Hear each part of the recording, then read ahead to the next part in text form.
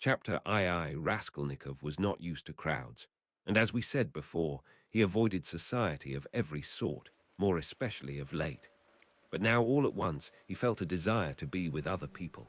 Something new seemed to be taking place within him, and with it he felt a sort of thirst for company. He was so weary after a whole month of concentrated wretchedness and gloomy excitement that he longed to rest, if only for a moment, in some other world, whatever it might be. And in spite of the filthiness of the surroundings, he was glad now to stay in the tavern. The master of the establishment was in another room, but he frequently came down some steps into the main room, his jaunty, tarred boots with red turnover tops coming into view each time before the rest of his person. He wore a full coat and a horribly greasy black satin waistcoat, with no cravat, and his whole face seemed smeared with oil like an iron lock.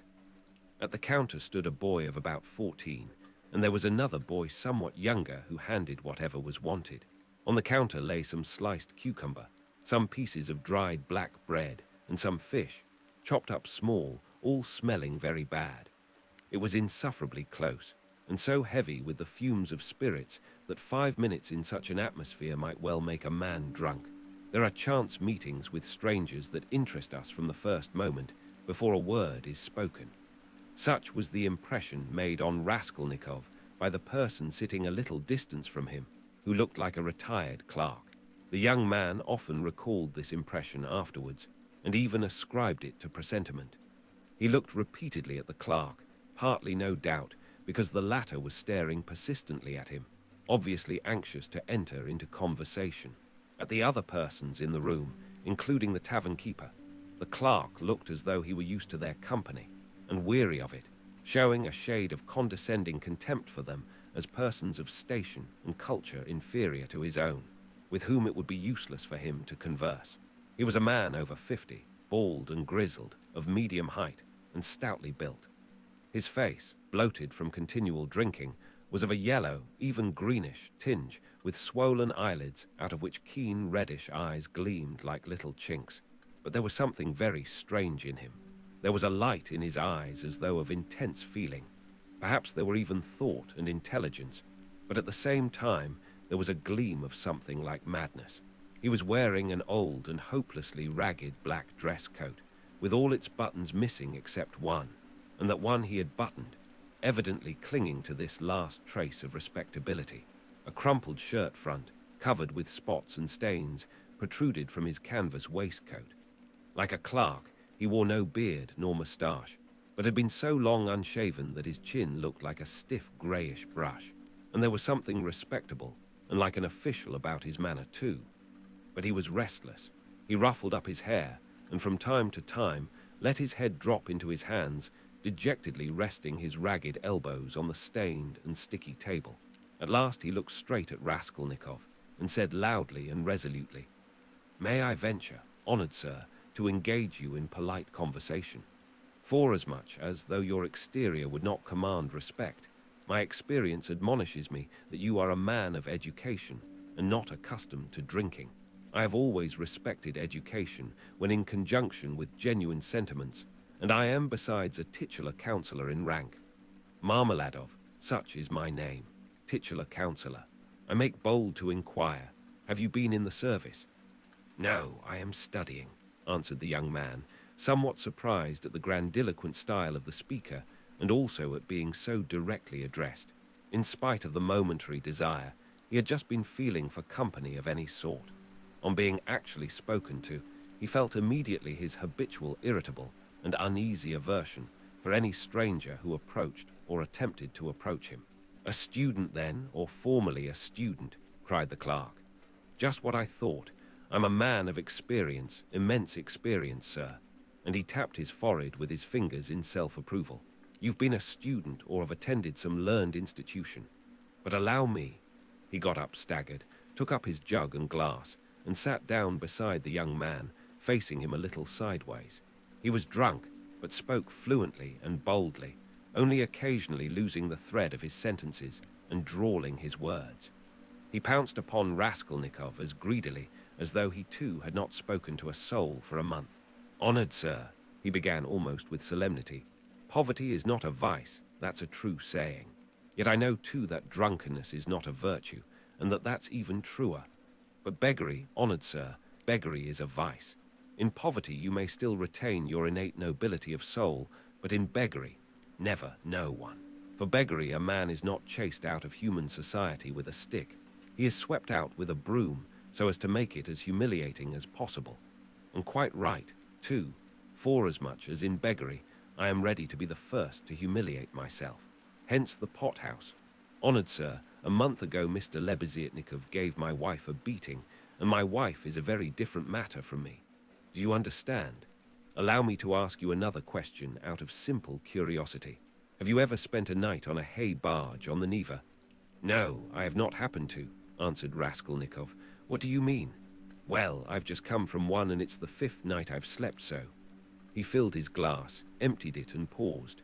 Bits of hay were in fact clinging to his clothes and sticking to his hair. It seemed quite probable that he had not undressed or washed for the last 5 days. His hands, particularly, were filthy. They were fat and red, with black nails. His conversation seemed to excite a general though languid interest. The boys at the counter fell to sniggering. The innkeeper came down from the upper room, apparently on purpose to listen to the funny fellow, and sat down at a little distance, yawning lazily, but with dignity. Evidently Marmeladov was a familiar figure here, and he had most likely acquired his weakness for high-flown speeches from the habit of frequently entering into conversation with strangers of all sorts in the tavern. This habit develops into a necessity in some drunkards, and especially in those who are looked after sharply and kept in order at home. Hence, in the company of other drinkers, they try to justify themselves, and even if possible obtain consideration. Funny fellow, pronounced the innkeeper. And why don't you work? Why aren't you at your duty if you are in the service? Why am I not at my duty, honored sir? Marmeladov went on, addressing himself exclusively to Raskolnikov, as though it had been he who put that question to him. Why am I not at my duty? Does not my heart ache to think what a useless worm I am? A month ago, when Mr. Lebeziatnikov beat my wife with his own hands, and I lay drunk, didn't I suffer? Excuse me, young man, has it ever happened to you? H.M. Well, to petition hopelessly for a loan. Yes, it has. But what do you mean by hopelessly? Hopelessly in the fullest sense, when you know beforehand that you will get nothing by it. You know, for instance, beforehand with positive certainty that this man, this most reputable and exemplary citizen, will on no consideration give you money. And indeed, I ask you, why should he? For he knows, of course, that I shan't pay it back. From compassion. But Mr. Lebeziatnikov, who keeps up with modern ideas, explained the other day that compassion is forbidden nowadays by science itself, and that that's what is done now in England, where there is political economy. Why, I ask you, should he give it to me? And yet, though I know beforehand that he won't, I set off to him and— Why do you go? Put in Raskolnikov.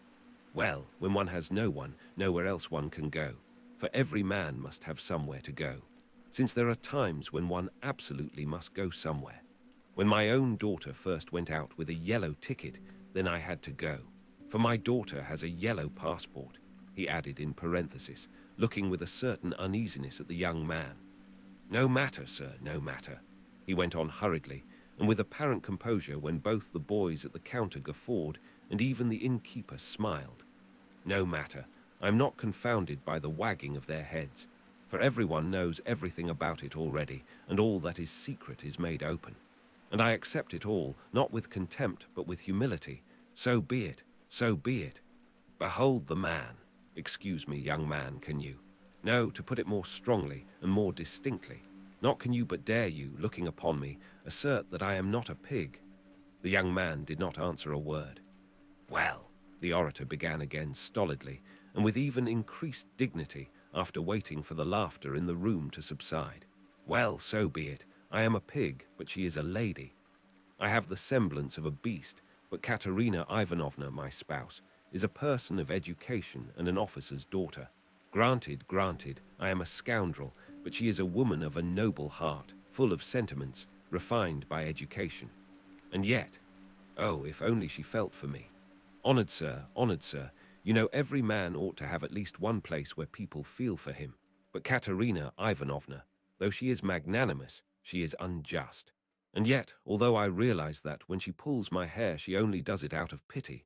For I repeat without being ashamed, she pulls my hair, young man, he declared with redoubled dignity, hearing the sniggering again. But my God, if she would but once. But no, no, it's all in vain, and it's no use talking. No use talking. For more than once my wish did come true, and more than once she has felt for me, but such is my fate, and I am a beast by nature. Rather, assented the innkeeper, yawning. Marmeladov struck his fist resolutely on the table. Such is my fate. Do you know, sir, do you know, I have sold her very stockings for drink. Not her shoes. That would be more or less in the order of things, but her stockings I have sold for drink. Her mohair shawl I sold for drink, a present to her long ago, her own property, not mine. And we live in a cold room, and she caught cold this winter, and has begun coughing and spitting blood too. We have 3 little children, and Katerina Ivanovna is at work from morning till night. She is scrubbing and cleaning and washing the children, for she's been used to cleanliness from a child. But her chest is weak, and she has a tendency to consumption, and I feel it. Do you suppose I don't feel it? And the more I drink, the more I feel it. That's why I drink too. I try to find sympathy and feeling in drink. I drink so that I may suffer twice as much. And as though in despair, he laid his head down on the table. Young man, he went on, raising his head again. In your face, I seem to read some trouble of mind. When you came in, I read it, and that was why I addressed you at once. For in unfolding to you the story of my life, I do not wish to make myself a laughingstock before these idle listeners, who indeed know all about it already. But I am looking for a man of feeling and education. Know then that my wife was educated in a high-class school for the daughters of noblemen, and on leaving, she danced the shawl dance before the governor and other personages, for which she was presented with a gold medal and a certificate of merit. The medal, well, the medal of course was sold, long ago H.M. But the certificate of merit is in her trunk still, and not long ago she showed it to our landlady. And although she is most continually on bad terms with the landlady, yet she wanted to tell someone or other of her past honors, and of the happy days that are gone. I don't condemn her for it, I don't blame her, for the one thing left her is recollection of the past, and all the rest is dust and ashes. Yes, yes, she is a lady of spirit, proud and determined. She scrubs the floors herself, and has nothing but black bread to eat, but won't allow herself to be treated with disrespect. That's why she would not overlook Mr. Lebeziatnikov's rudeness to her, and so, when he gave her a beating for it, she took to her bed more from the hurt to her feelings than from the blows. She was a widow when I married her, with 3 children, one smaller than the other. She married her first husband, an infantry officer, for love, and ran away with him from her father's house. She was exceedingly fond of her husband, but he gave way to cards, got into trouble, and with that he died. He used to beat her at the end, and although she paid him back, of which I have authentic documentary evidence, to this day she speaks of him with tears, and she throws him up to me. And I am glad that, though only in imagination, she should think of herself as having once been happy. And she was left at his death with 3 children in a wild and remote district where I happened to be at the time. And she was left in such hopeless poverty that, although I have seen many ups and downs of all sort, I don't feel equal to describing it even. Her relations had all thrown her off, and she was proud, too, excessively proud. And then, honoured sir, and then, I being at the time a widower, with a daughter of 14 left me by my first wife, offered her my hand, for I could not bear the sight of such suffering. You can judge the extremity of her calamities, that she, a woman of education and culture and distinguished family, should have consented to be my wife. But she did. Weeping and sobbing and wringing her hands, she married me, for she had nowhere to turn. Do you understand, sir? Do you understand what it means when you have absolutely nowhere to turn? No, that you don't understand yet. And for a whole year I performed my duties conscientiously and faithfully, and did not touch this. He tapped the jug with his finger, for I have feelings. But even so I could not please her. And then I lost my place too, and that through no fault of mine, but through changes in the office. And then I did touch it. It will be a year and a half ago soon, since we found ourselves at last, after many wanderings and numerous calamities, in this magnificent capital, adorned with innumerable monuments. Here I obtained a situation. I obtained it and I lost it again. Do you understand? This time it was through my own fault I lost it, for my weakness had come out. We have now part of a room at Amalia Fyodorovna Lipovetshel's, and what we live upon and what we pay our rent with I could not say. There are a lot of people living there besides ourselves. Dirt and disorder, a perfect bedlam. HM. Yes. And meanwhile my daughter by my first wife has grown up. And what my daughter has had to put up with from her stepmother whilst she was growing up, I won't speak of. For though Katerina Ivanovna is full of generous feelings, she is a spirited lady, irritable and short-tempered. Yes, but it's no use going over that. Sonia, as you may well fancy, has had no education. I did make an effort 4 years ago to give her a course of geography and universal history, but as I was not very well up in those subjects myself, and we had no suitable books, and what books we had. Anyway, we have not even those now, so all our instruction came to an end. We stopped at Cyrus of Persia. Since she has attained years of maturity, she has read other books of romantic tendency, and of late she had read with great interest a book she got through Mr. Lebeziatnikov, Lewis Physiology. Do you know it? And even recounted extracts from it to us. And that's the whole of her education. And now may I venture to address you, honoured sir, on my own account with a private question. Do you suppose that a respectable poor girl can earn much by honest work? Not 15 farthings a day can she earn, if she is respectable and has no special talent, and that without putting her work down for an instant. And what's more, Ivan Ivanitch Klopstock, the civil councillor, have you heard of him? Has not to this day paid her for the half-dozen linen shirts she made him and drove her roughly away, stamping and reviling her, on the pretext that the shirt collars were not made like the pattern and were put in askew. And there are the little ones, hungry, and Katerina Ivanovna walking up and down and wringing her hands, her cheeks flushed red, as they always are in that disease. Here you live with us, says she. You eat and drink and are kept warm and you do nothing to help. And much she gets to eat and drink when there is not a crust for the little ones for 3 days. I was lying at the time. Well, what of it? I was lying drunk and I heard my Sonia speaking. She is a gentle creature with a soft little voice, fair hair and such a pale, thin little face. She said, Katerina Ivanovna, am I really to do a thing like that? And Daria Francovna, a woman of evil character and very well known to the police, had 2 or 3 times tried to get at her through the landlady. And why not? Said Katerina Ivanovna with a jeer. You are something mighty precious to be so careful of. But don't blame her, honoured sir, don't blame her. She was not herself when she spoke, but driven to distraction by her illness and the crying of the hungry children. And it was said more to wound her than anything else. For that's Katerina Ivanovna's character, and when children cry, even from hunger, she falls to beating them at once. At 6 o'clock I saw Sonia get up, put on her kerchief and her cape, and go out of the room, and about 9 o'clock she came back. She walked straight up to Katerina Ivanovna, and she laid 30 roubles on the table before her in silence. She did not utter a word. She did not even look at her. She simply picked up our big green drap de dame's shawl. We have a shawl made of drap de dames, put it over her head and face, and lay down on the bed with her face to the wall. Only her little shoulders and her body kept shuddering, and I went on lying there, just as before. And then I saw, young man, I saw Katerina Ivanovna in the same silence go up to Sonia's little bed.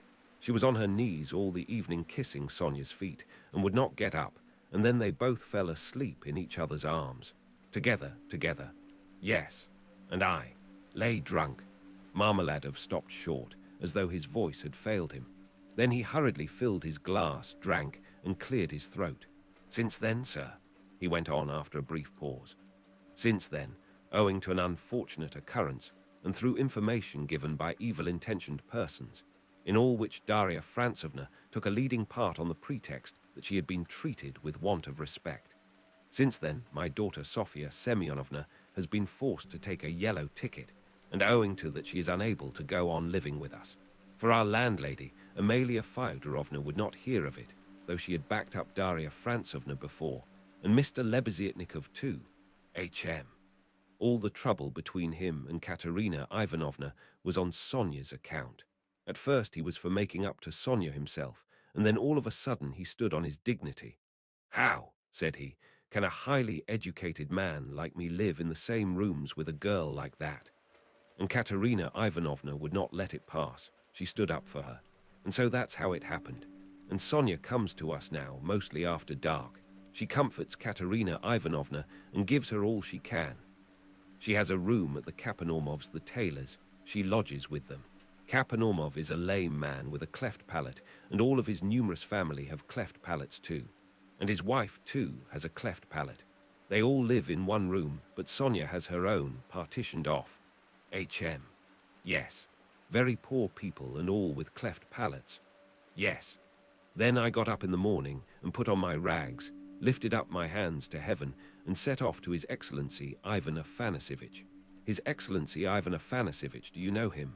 No. Well then, it's a man of God you don't know. He is wax, wax before the face of the Lord, even as wax melteth. His eyes were dim when he heard my story. Marmeladov, once already you have deceived my expectations. I'll take you once more on my own responsibility. That's what he said. Remember, he said. And now you can go.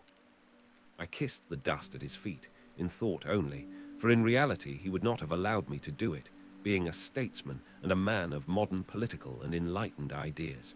I returned home, and when I announced that I'd been taken back into the service and should receive a salary, heavens, what a to-do there was. Marmeladov stopped again in violent excitement. At that moment, a whole party of revelers already drunk came in from the street, and the sounds of a hired concertina and the cracked piping voice of a child of 7 singing the Hamlet were heard in the entry. The room was filled with noise. The tavern keeper and the boys were busy with the newcomers. Marmeladov, paying no attention to the new arrivals, continued his story. He appeared by now to be extremely weak, but as he became more and more drunk, he became more and more talkative. The recollection of his recent success in getting the situation seemed to revive him, and was positively reflected in a sort of radiance on his face. Raskolnikov listened attentively. "That was 5 weeks ago, sir." "Yes." As soon as Katerina Ivanovna and Sonia heard of it, mercy on us, it was as though I stepped into the kingdom of heaven. It used to be, you can lie like a beast, nothing but abuse. Now they were walking on tiptoe, hushing the children. Semyon Zaharovich is tired with his work at the office. He is resting, SHH. They made me coffee before I went to work and boiled cream for me. They began to get real cream for me. Do you hear that? And how they managed to get together the money for a decent outfit. 11 rubles, 50 kopecks, I can't guess. Boots, cotton shirt fronts, most magnificent. A uniform, they got up all in splendid style, for 11 rubles and a half. The first morning I came back from the office, I found Katerina Ivanovna had cooked 2 courses for dinner, soup and salt meat with horse radish, which we had never dreamed of till then. She had not any dresses, none at all, but she got herself up as though she were going on a visit, and not that she'd anything to do it with. She smartened herself up with nothing at all. She'd done her hair nicely, put on a clean collar of some sort, cuffs, and there she was, quite a different person. She was younger and better looking. Sonia, my little darling, had only helped with money for the time, she said. It won't do for me to come and see you too often. After dark maybe, when no one can see. Do you hear, do you hear? I lay down for a nap after dinner, and what do you think? Though Katerina Ivanovna had quarrelled to the last degree with our landlady Amalia Fyodorovna only a week before, she could not resist then asking her in to coffee. For 2 hours they were sitting, whispering together. Semyon Zaharovich is in the service again now, and receiving a salary, says she. And he went himself to His Excellency, and His Excellency himself came out to him, made all the others wait, and led Semyon Zaharovich by the hand before everybody into his study. Do you hear, do you hear? To be sure, says he, Semyon Zaharovich, remembering your past services, says he, and in spite of your propensity to that foolish weakness, since you promise now, and since moreover we've got on badly without you. Do you hear? Do you hear? And so, says he, I rely now on your word as a gentleman. And all that, let me tell you, she has simply made up for herself, and not simply out of wantonness, for the sake of bragging. No, she believes it all herself. She amuses herself with her own fancies. Upon my word she does. And I don't blame her for it, no, I don't blame her. 6 days ago, when I brought her my first earnings in full, 23 rubles 40 kopecks altogether, she called me her poppet. Poppet, said she, my little poppet. And when we were by ourselves, you understand, you would not think me a beauty, you would not think much of me as a husband, would you? Well, she pinched my cheek, my little poppet, said she. Marmeladov broke off, tried to smile, but suddenly his chin began to twitch. He controlled himself, however. The tavern, the degraded appearance of the man, the 5 nights in the hay barge, and the pot of spirits, and yet this poignant love for his wife and children bewildered his listener. Raskolnikov listened intently, but with a sick sensation. He felt vexed that he had come here. Honored sir, cried Marmeladov, recovering himself. Oh, sir, perhaps all this seems a laughing matter to you, as it does to others, and perhaps I am only worrying you with the stupidity of all the trivial details of my home life, but it is not a laughing matter to me, for I can feel it all.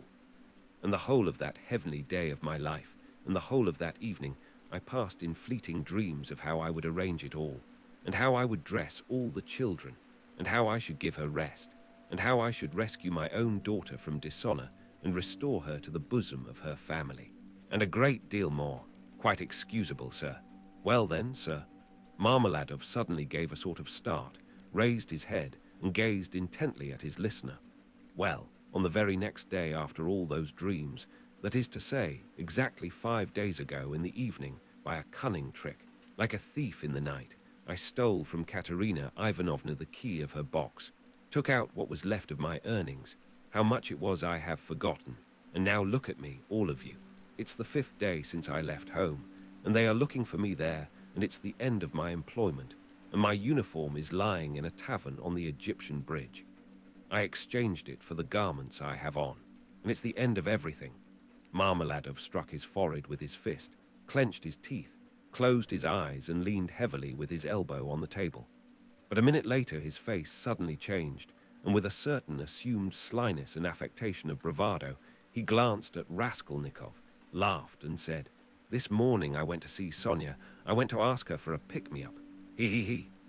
You don't say she gave it to you," cried one of the newcomers.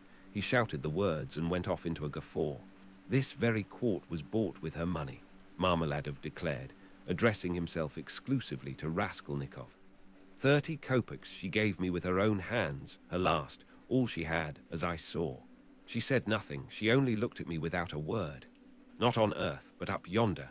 They grieve over men, they weep, but they don't blame them, they don't blame them. But it hurts more when they don't blame. 30 kopecks, yes, and maybe she needs them now, eh? What do you think, my dear sir? For now she's got to keep up her appearance. It costs money, that smartness, that special smartness, you know. Do you understand? And there's pomatum, too, you see. She must have things. Petticoats, starched ones, shoes, too, real jaunty ones to show off her foot when she has to step over a puddle. Do you understand, sir? Do you understand what all that smartness means? And here I, her own father, here I took 30 kopecks of that money for a drink. And I am drinking it, and I have already drunk it. Come, who will have pity on a man like me, eh? Are you sorry for me, sir, or not? Tell me, sir, are you sorry or not? He. He would have filled his glass, but there was no drink left. The pot was empty. What are you to be pitied for? Shouted the tavern keeper, who was again near them. Shouts of laughter, and even oaths followed. The laughter and the oaths came from those who were listening, and also from those who had heard nothing, but were simply looking at the figure of the discharged government clerk. To be pitied? Why am I to be pitied? Marmeladov suddenly declaimed, standing up with his arm outstretched, as though he had been only waiting for that question. Why am I to be pitied, you say? Yes, there's nothing to pity me for. I ought to be crucified on a cross, not pitied. Crucify me, O judge, crucify me, but pity me. And then I will go of myself to be crucified, for it's not merry-making I seek, but tears and tribulation. Do you suppose, you that sell, that this pint of yours has been sweet to me? It was tribulation I sought at the bottom of it, tears and tribulation, and have found it, and I have tasted it. But he will pity us who has had pity on all men, who has understood all men and all things. He is the one, he too is the judge. He will come in that day, and he will ask, where is the daughter who gave herself for her cross, consumptive stepmother, and for the little children of another? Where is the daughter who had pity upon the filthy drunkard, her earthly father, undismayed by his beastliness? And he will say, come to me. I have already forgiven thee once. I have forgiven thee once. Thy sins, which are many, are forgiven thee, for thou hast loved much. And he will forgive my Sonia. He will forgive, I know it. I felt it in my heart when I was with her just now. And he will judge and will forgive all, the good and the evil, the wise and the meek. And when he has done with all of them, then he will summon us. You too come forth, he will say. Come forth, ye drunkards, come forth, ye weak ones, come forth, ye children of shame. And we shall all come forth without shame and shall stand before him. And he will say unto us, ye are swine, made in the image of the beast and with his mark. But come ye also. And the wise ones and those of understanding will say, O Lord, why dost thou receive these men? And he will say, this is why I receive them, O ye wise, this is why I receive them, O ye of understanding, that not one of them believed himself to be worthy of this. And he will hold out his hands to us, and we shall fall down before him. And we shall weep, and we shall understand all things. Then we shall understand all, and all will understand, Katerina Ivanovna even, she will understand. Lord, thy kingdom come.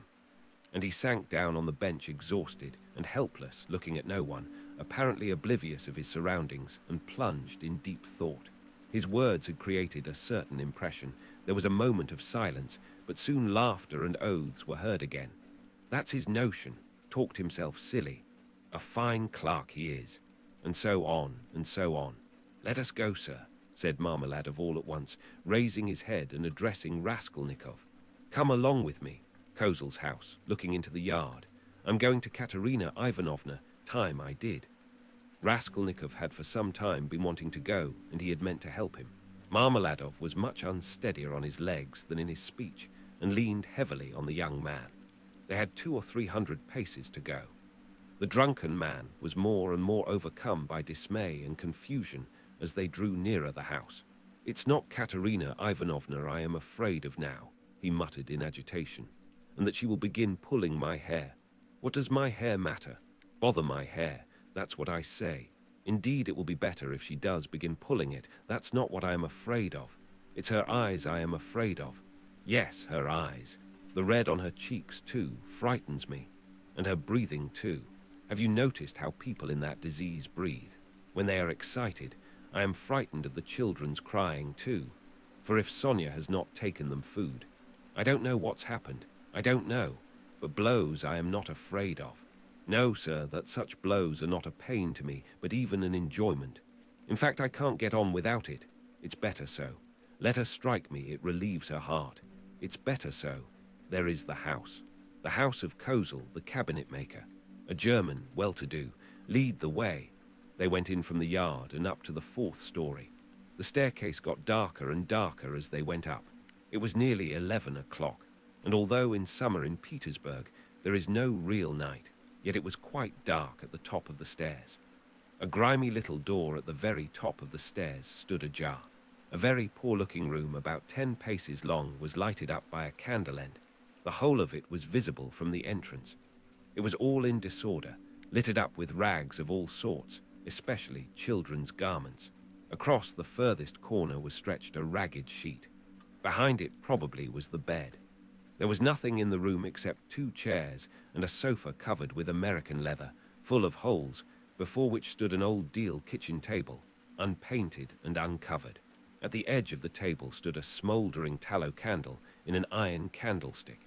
It appeared that the family had a room to themselves, not part of a room, but their room was practically a passage.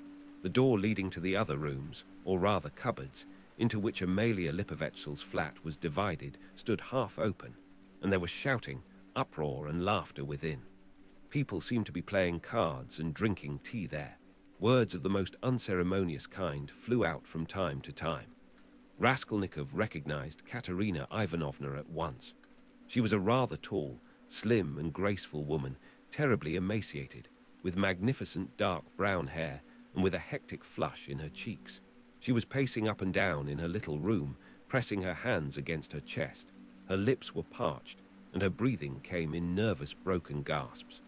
Her eyes glittered as in fever and looked about with a harsh, immovable stare. And that consumptive and excited face, with the last flickering light of the candle end playing upon it, made a sickening impression.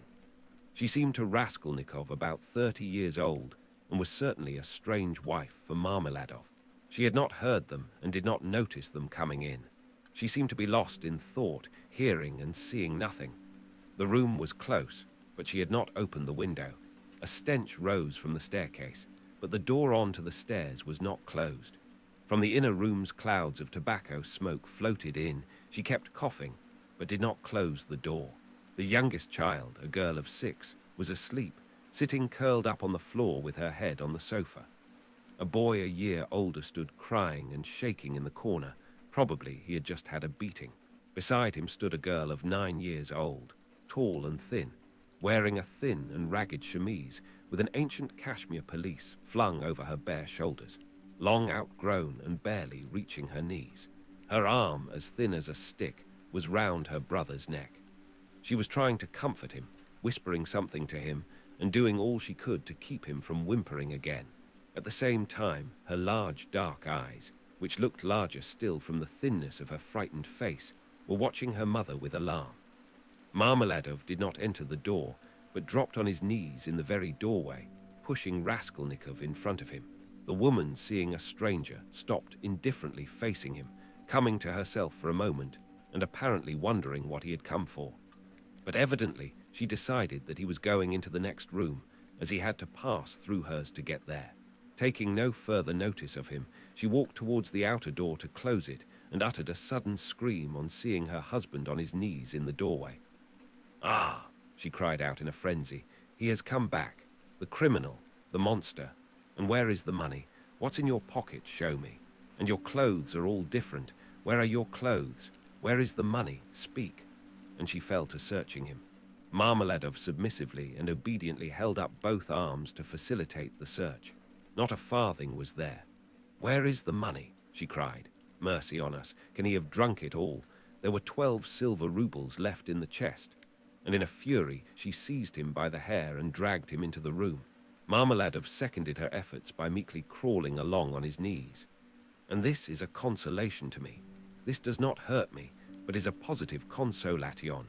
Ho nu red, sir," he called out, shaken to and fro by his hair, and even once striking the ground with his forehead. The child asleep on the floor woke up and began to cry. The boy in the corner, losing all control, began trembling and screaming and rushed to his sister in violent terror, almost in a fit. The eldest girl was shaking like a leaf. He's drunk it all," the poor woman screamed in despair, "and his clothes are gone, and they are hungry, and wringing her hands she pointed to the children. "Oh, accursed life! And you, are you not ashamed?" She pounced all at once upon Raskolnikov from the tavern. "Have you been drinking with him? You have been drinking with him too. Go away." The young man was hastening away without uttering a word. The inner door was thrown wide open, and inquisitive faces were peering in at it. Coarse, laughing faces with pipes and cigarettes, and heads wearing caps, thrust themselves in at the doorway. Further in could be seen figures in dressing gowns flung open, in costumes of unseemly scantiness, some of them with cards in their hands. They were particularly diverted when Marmeladov, dragged about by his hair, shouted that it was a consolation to him. They even began to come into the room. At last, a sinister, shrill outcry was heard. This came from Amalia Lipovetsel herself, pushing her way amongst them and trying to restore order after her own fashion, and for the 100th time to frighten the poor woman by ordering her with coarse abuse to clear out of the room next day. As he went out, Raskolnikov had time to put his hand into his pocket, to snatch up the coppers he had received in exchange for his rouble in the tavern, and to lay them unnoticed on the window. Afterwards, on the stairs, he changed his mind and would have gone back. "What a stupid thing I've done," he thought to himself. "They have Sonia, and I want it myself." But reflecting that it would be impossible to take it back now, and that in any case he would not have taken it, he dismissed it with a wave of his hand and went back to his lodging. "Sonia wants pomatum too," he said as he walked along the street, and he laughed malignantly. Such smartness costs money. HM. And maybe Sonia herself will be bankrupt today, for there is always a risk hunting big game, digging for gold. Then they would all be without a crust tomorrow except for my money. Hurrah for Sonia, what a mine they've dug there, and they're making the most of it. Yes, they are making the most of it. They've wept over it and grown used to it. Man grows used to everything, the scoundrel. He sank into thought. And what if I am wrong? He cried suddenly after a moment's thought. What if man is not really a scoundrel? Man in general, I mean, the whole race of mankind. Then all the rest is prejudice, simply artificial terrors, and there are no barriers and it's all as it should be.